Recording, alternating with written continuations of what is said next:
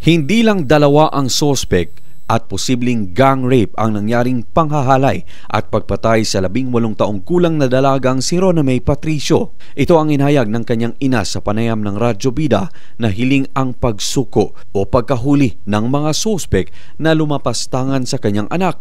Ngayong araw ang libing ni Rona May at unti-unti naman daw niyang tinatanggap ang kamatayan ng anak. Pero mananatili ang puot sa kanyang puso sa ginawa ng mga sospek. Lumalabas kasi sa impormasyon na sa dinanas ng kanyang anak ay malabong 2 lang ang salarin. Naniniwala naman itong kakilala lang niya ang sospek dahil sa isiniwalat ng pulis na residente lang daw ng lugar ang ilan sa mga salarin. Dasal niya na usigin at hindi patulugin ang konsensya ng mga pumatay sa kanyang anak kung saan ginahasa ito at tinurture bago pinatay. Way mga kasing-kasing ba, nubo kay silag utok. Kung si kinsa ka man, surrender na mo.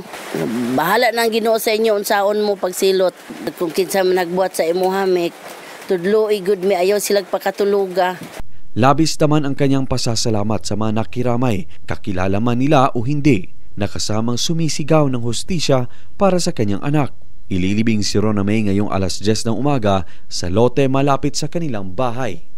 Luigi Alan Totor, NDBC, Bida Balita.